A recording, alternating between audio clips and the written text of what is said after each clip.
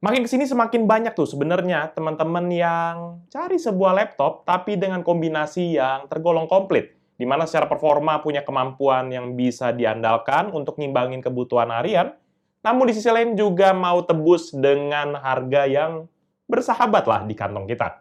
Nah, oleh karena itu, Picel akan hadirkan lagi nih sebuah review laptop harian yang bisa jadi rekomendasi teman-teman sekalian dari brand Asus, yaitu di lini VivoBook Pro 14 OLED. Seperti apa detailnya? Let's check it out!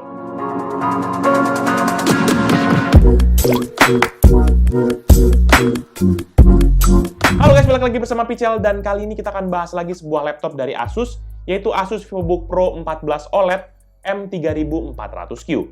Detail spesifikasi laptop ini adalah sebagai berikut. Prosesor AMD Ryzen 5 5600H, RAM 8GB LPDDR4X Dual Channel 2,8 GHz, storage SSD NVMe dengan kapasitas 512GB, integrated GPU AMD Radeon RX Vega 7 dengan sharing memori sebesar 512MB, layar OLED panel 14 inci 10 bit dengan resolusi 2880x1800 atau 2,8K dan refresh rate sebesar 90Hz.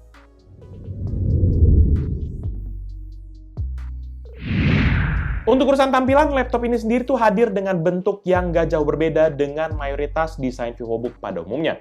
Namun laptop ini tuh hadir dengan warna yang colorful banget, di mana ini tuh terdiri dari 3 warna dominan di laptop ini, yaitu warna silver di mayoritas bodi bagian sekitar keyboard dan juga bawah laptop, hitam di bezel layar dan juga keyboard, plus warna biru kehijau-hijauan pada panel depannya. Ada juga nanti satu garis panjang di bagian atas panel depannya yang berwarna kuning. Cakep banget sih ini, sumpah. Bener-bener cakep banget. Warna yang dinamakan Asus sebagai Cosmos Blue ini tuh, menghadirkan tampilan yang memang colorful. Tapi kalau buat teman-teman yang mungkin lebih plain, bisa ambil yang namanya Solar Silver, di mana kombinasinya tuh warna silver dan juga warna hitam aja. Nah, kalau kita lihat dari bagian depan, ini nggak banyak berbeda dengan beberapa seri VivoBook Pro yang Picel sudah pernah bahas, seperti contohnya kayak K3400PH di bulan Maret kemarin, di mana mulai dari display covernya ini tuh polos banget, dengan hanya ada emblem di sisi kanan covernya, yang memiliki desain diagonal dengan ada tulisan Asus VivoBook berwarna silver. Sedangkan di bagian dalam, nanti kita akan menemukan warna kontras antara hitam dan silver yang Picel bilang tadi. Nggak ada hal yang terlalu menarik sebenarnya di bagian dalam ini, kecuali hanya ada motif diagonal di tombol dari enternya. Sedangkan di sisi bawah dari laptopnya, nanti hanya ada 3 buah kaki karet berwarna abu-abu, dan juga sebuah lubang ventilasi yang besar di bagian bawah dari kaki panjangnya, plus juga lubang untuk sisi speaker di sebelah kiri dan kanan dari laptopnya. Secara desain, laptop ini pun masih memiliki karakteristik yang nggak terlalu tebal, yaitu dengan dimensi 31,58 x 22,63 cm, dengan ketebalan hanya 1,89 cm, dan berat 1,4 kg saja.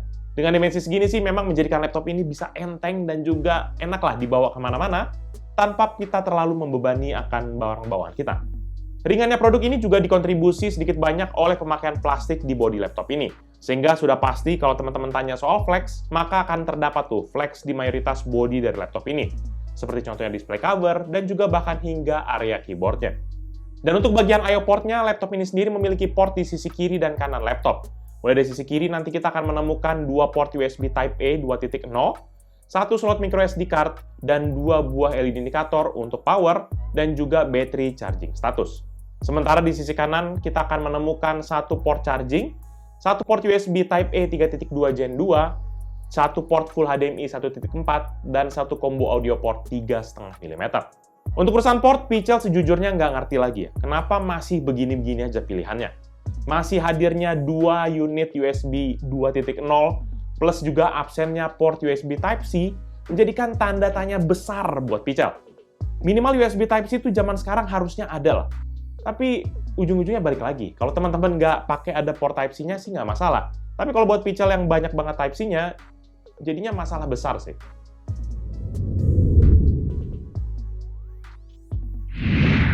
Nah, selanjutnya untuk bagian layar, ini yang jadi paling penting dan menonjol dalam produk ini. Karena di laptop ini sendiri sudah mempergunakan layar OLED panel dengan glossy finish berukuran 14 inci, yang memiliki aspek rasio 16:10, dan ini yang penting, resolusi 2,8K atau 2880x1800, dan refresh rate 90Hz, plus juga response time sebesar 0,2 milisecond. Panel layar sendiri diproduksi oleh Samsung dengan kode SDC 4154, atau ATNA 40YK04-0 yang memiliki color depth 10 bit.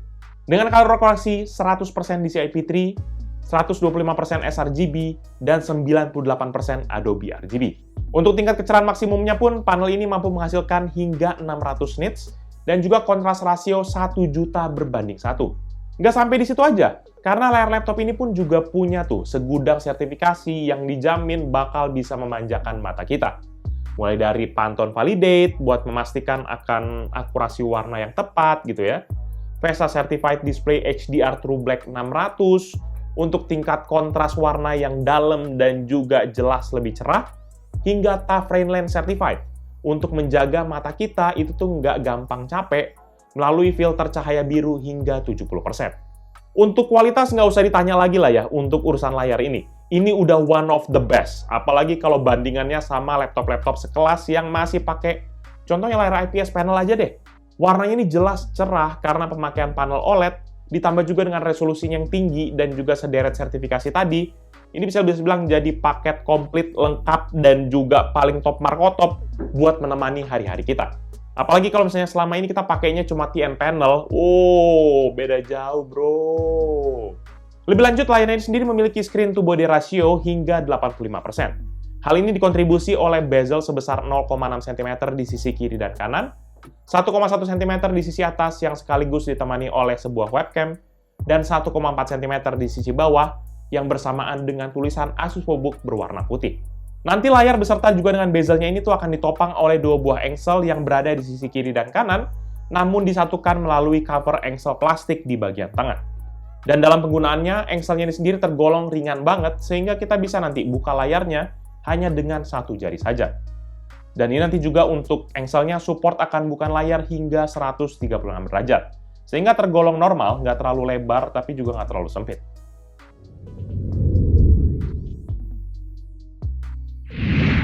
Di bagian input device, laptop ini sendiri memiliki dua input device standar dan juga sebuah security input. Input device yang pertama yaitu keyboard, di mana ini bertipe chiclet dengan warna hitam, plus juga dengan font berwarna putih. Secara ukuran, keycaps ini memiliki ukuran 1,55 cm, dan juga pemakaian keyboardnya sendiri laptopnya tergolong nyaman untuk pemakaian sehari-hari. Baik kita mau pakai yang pace lambat, gitu ya, cuma browsing-browsing santai, atau kita pakai pace cepat untuk urusan mengetik atau buat dipakai game-game ringan. Hal ini dikontribusi dengan hadirnya key travel yang pendek, yaitu hanya 1,35 mm saja. Nggak sampai di situ, karena laptop ini juga sudah dilengkapi tuh dengan backlight berwarna putih yang memiliki 3 tingkat kecerahan yang dapat kita atur mempergunakan akan tombol F7. Secara suara yang dihasilkan keyboard ini pun juga masih tergolong hening dan nggak terlalu mengganggu, apalagi kalau kita pakai buat mengetik cepat. Buat yang penasaran, berikut ini deh, Pichel coba kasih contoh suara feedback dari keyboard Asus VivoBook Pro 14 OLED M3400Q.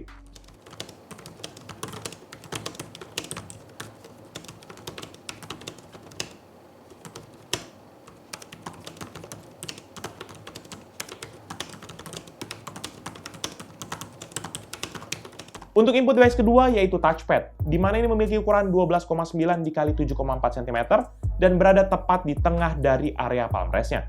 Touchpad-nya ini sendiri memiliki warna dan juga desain yang nggak jauh berbeda dari body secara keseluruhan, namun ini memiliki tekstur yang jauh lebih licin. Ditambah juga dengan tidak adanya tombol fisik yang terlihat, menjadikan areanya ini tuh lebih lega dan juga terkesan lebih luas. Nggak ada fitur yang aneh-aneh di sini, palingan cuma ada kayak smart gesture aja. Dan untuk feeling pemakaian dan kliknya memang tergolong agak berisik. Tapi bagi kita yang mungkin nggak mau pakai touchpad-nya, ini nggak jadi terlalu masalah. Dan kita bisa tinggal matiin aja touchpad-nya, mempergunakan akan tombol F6. Dan berikut ini merupakan contoh suara feedback dari touchpad Asus VivoBook Pro 14 OLED M3400Q. Check this out.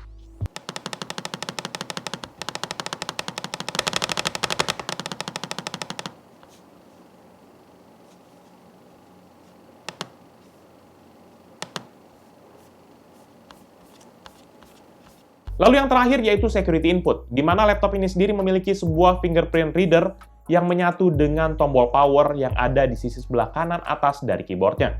Pemakaiannya sini benar-benar spot on banget dan cepat dalam meregister ataupun melakukan verifikasi pada sidik jari kita. Nanti ya kita bisa pergunakan fingerprint ini dalam contohnya kayak sign in Windows menggunakan akan Windows Hello Sign In.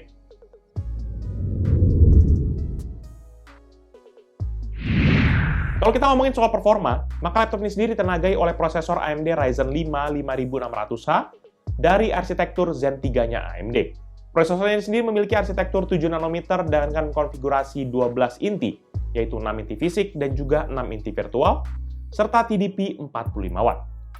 Prosesornya ini juga memiliki base frekuensi 3,3 GHz dengan boost maksimum sebesar 4,25 GHz. Sebenarnya agak disayangkan ya, ini masih pemilihan pakai AMD Ryzen yang 5000 series. Sebenarnya sih masih kenceng-kenceng aja, tapi karena udah makin banyak yang AMD 6000 series, jadi kan kayaknya, lah kok pakai masih 5000 gitu ya. Sebenarnya ada potensi bisa pakai generasi terbaru kan gitu. Tapi ini nggak khawatir juga sebenarnya Pichel, karena ini pakai versi yang kodenya yang H, jadi bukan versi U yang lebih rendah secara daya performa. Untuk prosesornya sendiri ini diklaim mampu menghadirkan performa tinggi di laptop yang tipis dan juga ringan seperti VivoBook Pro ini, sehingga memberikan mobilitas terbaik dalam battery life yang awet, plus juga kinerja yang kencang untuk aplikasi-aplikasi berat, seperti contohnya untuk editing. Kemudian untuk software, laptop ini sendiri sudah dibundling dengan operating system dari Windows 11 dengan build number 22000.194. Dan nanti untuk pengaturan performanya, laptop ini sendiri sudah dilengkapi dengan AIPT atau Asus Intelligence Performance Technology yang hadir bisa kita setting via tombol Fn dan juga F. Seperti biasa ada 3 mode yang bisa kita pilih, yaitu mode balance, whisper mode, dan juga performance mode. Dan lagi-lagi nanti untuk performance mode nanti hanya bisa aktif jika kita colokkan kepada adaptor listrik. Lebih lanjut untuk menguji performa laptop ini, ya kita karena nggak terima klaim-klaim begitu doang, kita akan coba uji laptop ini. Kita akan jalankan beberapa benchmark untuk menguji sejauh mana kemampuan laptop ini. Dan dalam pengetesan yang kita lakukan, laptop nanti kita colokkan kepada adaptor listrik dan juga kita pakai performance mode biar dapat hasil yang paling maksimal. Untuk pengetesan pertama, kita mempergunakan aplikasi Cinebench, yaitu Cinebench R23. Dan dalam satu kali pengujian, ini menghasilkan skor 8.137 poin untuk CPU multicore dan 1.376 poin untuk CPU single core. Sehingga ini menghasilkan MP rasio sebesar 5,91 kali. Dan untuk Cinebench R20 dan dalam 3 kali pengujian, laptop ini mendapatkan skor rata-rata 3.176 poin. Berikut ini perbandingan dengan laptop dan PC yang Pichel pernah review.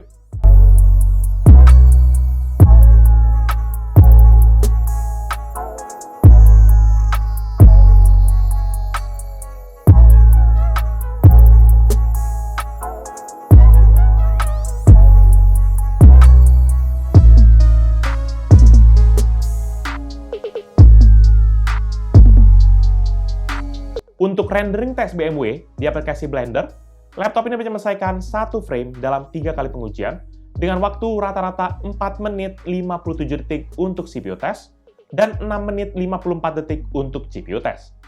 Berikut ini merupakan bandingan dengan laptop dan PC yang Pichel pernah review.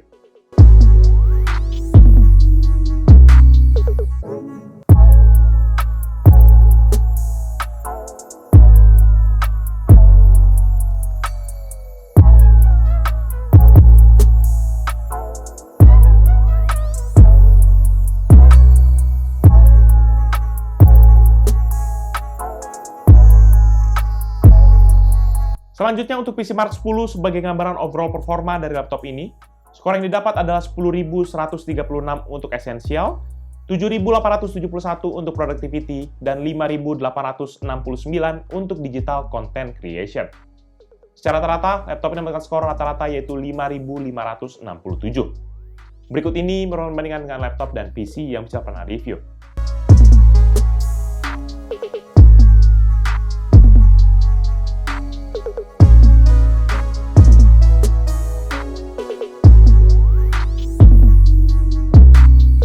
Di sektor grafis, laptop ini sendiri memiliki konfigurasi single GPU saja, yaitu mengandalkan integrated GPU AMD Radeon RX Vega 7 yang memiliki 7 computation unit dan terdiri dari 448 unified pipeline.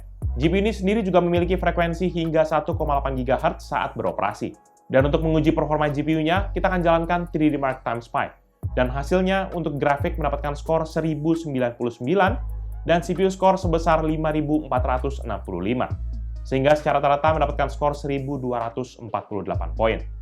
Berikut ini perbandingan dengan laptop dan PC yang Pichel pernah review.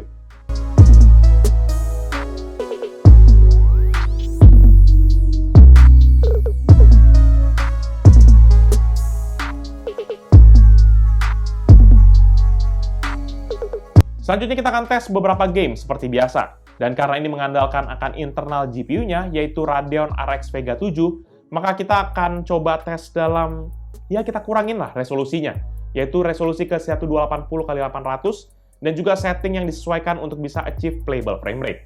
Nggak lupa juga kita masih tetap setting di performance mode untuk AIPT, plus tetap kita colokkan kepada adaptor listrik. Untuk game pertama yaitu GTA 5, dengan resolusi 1280x800 dengan setting normal, average frame rate di 83,3, dengan maksimum 104,2 dan minimum 43,7 fps. Untuk CSGO dengan resolusi 1280x800 dan setting high, average frame rate di 81,5, dengan maksimum 152,7 dan minimum 47,5 fps. Untuk Dota 2 dengan resolusi 1280x800 dan setting best looking, average frame rate di 78,7, dengan maksimum 101,4 dan minimum 54,3 fps. Untuk FIFA 22 dengan resolusi 1280x800 dan setting high, average frame rate di 102,8 dengan maksimum 124,3 dan minimum 13,9 fps. Untuk Need for Speed Heat dengan resolusi 1280x800 dan setting low, average frame rate di 44,2 dengan maksimum 70,9 dan minimum 35,4 fps. Untuk The Sims 4 dengan resolusi 1280x800 dan setting ultra, average frame rate di 125,3 dengan maksimum 196,2 dan minimum 2,2 fps. Terakhir untuk Genshin Impact dengan resolusi 1280x800 dan juga setting low, average frame rate di 60,2 dengan maksimum 61,5 dan minimum 53,4 fps. Selanjutnya kita tes kemampuan renderingnya via Adobe Premiere mempergunakan Pixel Render Benchmark. Dan laptop ini berhasil merender project 15 klip 4K dengan format H264 dan juga preset Quality 4K dalam waktu 9 menit 37 detik. Berikut ini perbandingan dengan laptop dan PC yang saya pernah review.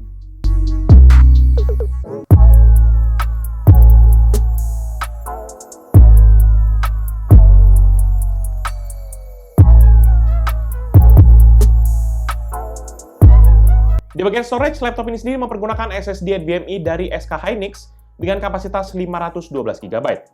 Storage ini sendiri masih mempergunakan interface PCIe generasi ketiga.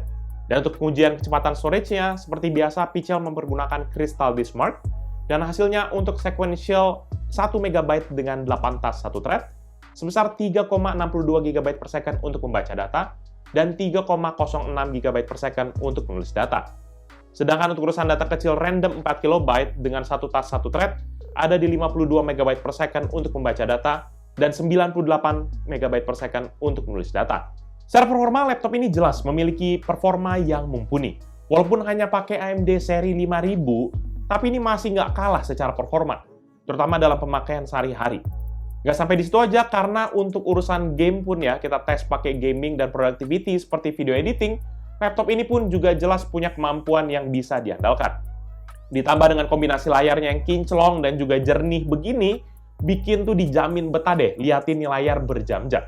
Apalagi kalau misalnya cuma dipakai sekedar nonton YouTube ataupun nonton Netflix, jelas ini udah top pilihannya deh. Dan untuk menjaga agar internal laptopnya tetap adem, maka laptop ini sendiri juga sudah dilengkapi dengan 2 buah kipas tuh, yang masing-masing tuh memiliki ataupun terhubung dengan 1 buah heat pipe. Sehingga nanti totalnya ada 2 buah heat pipe. Heat pipe-nya ini nanti sendiri bermuara kepada chip dari prosesornya. Pola kerjanya sih nanti udara panas dari CPU-nya akan ditransmit via heat pipe dan juga didinginkan via udara segar yang kipasnya hirup dari sisi bawah laptop. Kemudian nanti udara panasnya sendiri akan dibuang melalui area ventilasi yang ada di area engsel layar, di sebelah kiri dan juga sebelah kanan. Dan untuk menguji kemampuan coolingnya, kita tes laptop ini dalam suhu ruangan 25 derajat Celcius. Dan dalam pengujian ini, Pixel set laptopnya dalam mode balance dan juga kita tetap colokkan kepada adaptor listrik. Hasilnya dalam keadaan idle, maka laptop ini berada di range CPU usage to 1%, temperatur 50 derajat Celcius, dan daya 3 Watt, plus juga frekuensi yang berada di 2,6 GHz yang sesekali spike hingga ke level 3,4 GHz. Ada 2 kali anomali saat kita coba tes. Sepertinya ini juga karena ada background aplikasi yang jalan ataupun ada aktivitas. Kemudian saat kita stress test dengan Radeon 4, maka frekuensi prosesornya langsung naik ke level 3,9 GHz dengan temperatur 92 derajat Celcius dengan daya 56 Watt. Peak ini nanti hanya bertahan selama 13 detik aja, dan dia langsung dayanya melandai ke level 35 Watt dengan temperatur yang juga masih di level 90-an derajat Celcius. Frekuensinya juga agak sedikit menurun, dan sudah itu kita akhiri pengetesan dengan total durasi pengetesan 26 menit dan 34 detik.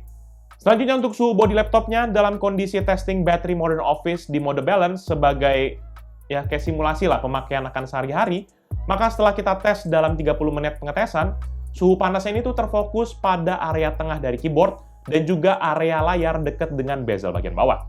Di titik ini tuh panasnya berada di rata-rata 32 derajat dengan maksimum 37 dan minimum 30 derajat Celcius.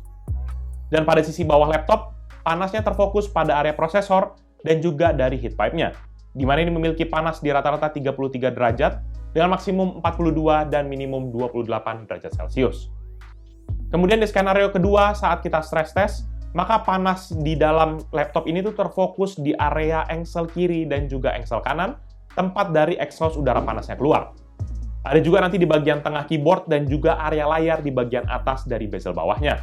Panasnya ini berada di rata-rata 41 derajat dengan maksimal di 50 dan minimal 36 derajat Celcius. Dan pada sisi bawah laptop, panasnya lagi-lagi terfokus pada area prosesor dan juga heat pipe-nya, di mana ini panasnya tuh rata-rata 45 derajat dengan maksimum hingga 63 derajat dan minimum 32 derajat. Ini sih yang jadi masalah ya, terutama di bagian bawah. Panasnya tuh lumayan banget kalau misalnya digeber begini. Jadi sangat nggak disarankan buat dipangku laptop ini. Tapi secara performa jelas, prosesor laptop ini berhasil bertahan di panas hingga 94 derajat Celcius secara konstan pada saat kita stress test.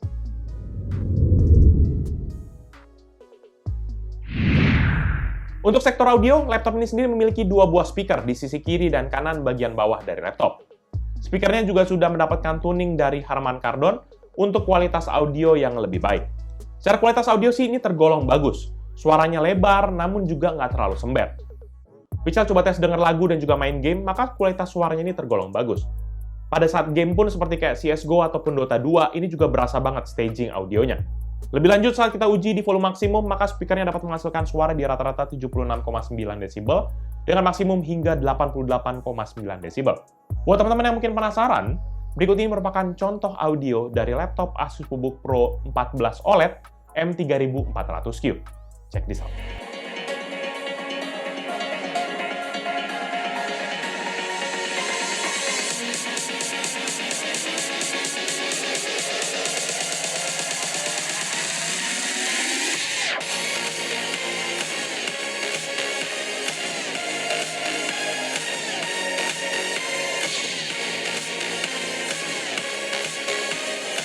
Bottom tower is under attack.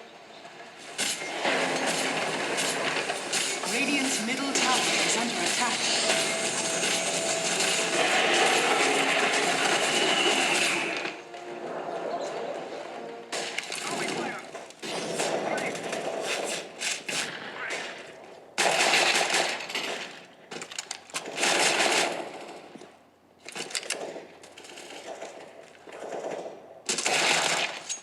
Selanjutnya di bagian webcam, laptop ini sendiri memiliki sebuah webcam 0,9 megapiksel yang dapat merekam video HD 720p 30 fps atau foto sebesar 1080x720 pixel. Pada saat pengoperasian nanti akan ada indikator berwarna putih di samping kanan dari webcamnya. Ditambah juga webcamnya sendiri sudah memiliki akan manual privacy cover di sisi dari sebelah kiri webcamnya. Secara kualitas sih hasilnya cukup oke. Walaupun kalau dalam kondisi banyak cahaya, ini tuh color balance-nya kayak banyak over kontrasnya begitu. Dan daripada penasaran, berikut ini deh merupakan contoh hasil video dari webcam Asus VivoBook Pro 14 OLED M3400Q. Jadi ini merupakan hasil video dari webcam laptop Asus VivoBook Pro 14 OLED M3400Q. Ini dalam resolusi 720p 30 fps. Dan teman-teman bisa lihat hasilnya cukup over kontras nih di sini. Kalau kena cahaya langsung kelihatan putih. Dan juga si Ibet lagi nonton di belakang, nggak tahu apakah suaranya kedengeran. Tapi ini di sini ada dua mikrofon, jadi harusnya suara direct dari Pical tuh bisa masuk lebih bagus, dan mungkin dia ada sort of noise cancellation-nya gitu mungkin ya. Nggak tahu, tapi overall cukup lumayan lah, cuma buat video call gitu. Oke, itu aja, thank you. Kemudian untuk urusan konektivitas, laptop ini sendiri hanya dilengkapi dengan Wi-Fi dari Intel, yaitu Intel Wi-Fi 6 AX200, yang sudah support Wi-Fi 6 802.11ax, dan juga Bluetooth versi 5.2. Wi-Fi chipnya juga sudah support dual frekuensi 3,4 dan juga 5 GHz. Selebihnya nggak ada lagi opsi networking seperti kayak LAN untuk di laptop ini.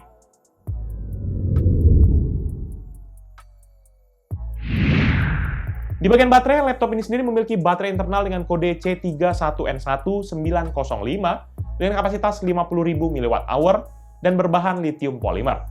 Dalam pengujian baterai mempergunakan PCMark 10 dengan seri Modern Office dan medium brightness, maka laptop ini dapat bertahan selama 7 jam 42 menit dari 100 hingga 3% baterainya.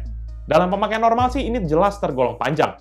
Di angka hampir 8 jam berarti laptop ini siap buat dipergunakan kerja dari pagi sampai sore tanpa butuh deket-deket sama charger.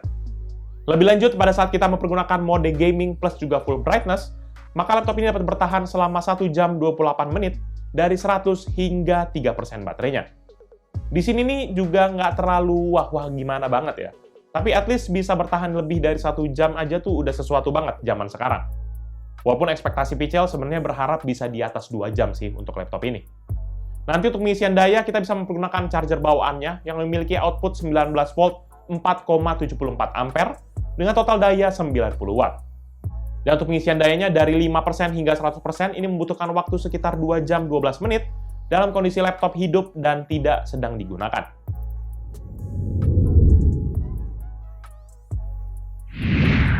Terakhir di bagian upgrade, sayangnya laptop VivoBook ini tuh juga tidak mengadopsi pilihan yang banyak dalam hal upgrade. Hal ini sendiri terlihat dari opsi upgrade yang ditawarkan hanya ada di bagian storage-nya saja. Untuk di memori, sayangnya RAM-nya ini semua sudah integrated dan tidak disediakan lagi slot RAM tambahan, sehingga tidak ada opsi upgrade untuk kapasitas memori yang lebih tinggi. Sedangkan untuk storage, masih ada satu slot M2 NVMe dengan ukuran 2280 atau yang paling panjang. Sehingga opsi upgrade kita, seperti biasa, kita bisa mengganti modul 512 GB yang sudah ada kepada kapasitas yang lebih tinggi sesuai dengan budget kita. Selebihnya nggak ada opsi upgrade lagi untuk laptop ini. Overall, menurut pendapat pribadi Pichel, laptop Asus VivoBook Pro 14 OLED M3400Q merupakan sebuah partner daily driver teman-teman sekalian yang cakep banget secara desain dan juga visual layar. Dengan tampilan yang colorful dari display cover hingga kepada cerahnya layar laptop ini, menjadikan kita bakal puas banget dengan laptop ini. Namun ada pepatah mengatakan, beauty comes with pain. Dan masalah yang ada di laptop ini adalah opsi upgrade yang terbatas. Sehingga buat kita yang mungkin butuh fleksibilitas gitu ya dalam segi upgrade, terutama laptop ini mau saya pegang 3-5 tahun gitu ya, bakal siap-siap atur ekspektasi. Kalau ditanya gimana pemakaian generasi prosesor AMD yang 5000 series tadi, masalah atau enggak gitu ya, harusnya sih saran Pichel ini tuh modelnya langsung naik ke seri 6000 aja gitu, biar performanya, apalagi buat grafiknya tuh bakal lebih naik banyak kan gitu ya. Tapi jelas kalau misalnya kita dipakai buat harian, ini prosesor masih jauh lebih dari cukup buat kebutuhan teman-teman sekalian. Bahkan Pichel tes game aja teman-teman udah bisa lihat tadi kan, hasilnya juga di atas 60 FPS juga. Dan secara harga ini yang menarik, karena laptop ini tuh dibanderol dengan harga 11,3 juta saja.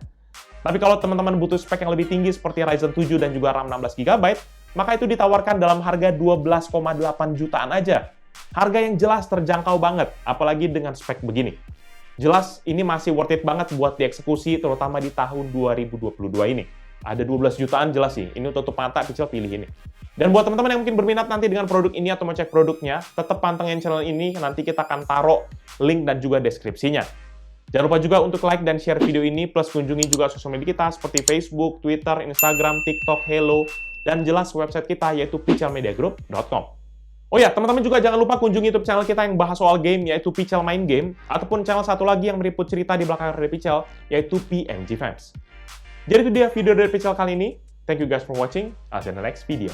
Bye-bye. Ini apa jangan-jangan cerah dari layarnya VivoBook ya? Cia, gila. Iya, jarang-jarang ya. Biasanya agak malam gelap gitu ya. Ini siang-siang begini kita rekaman.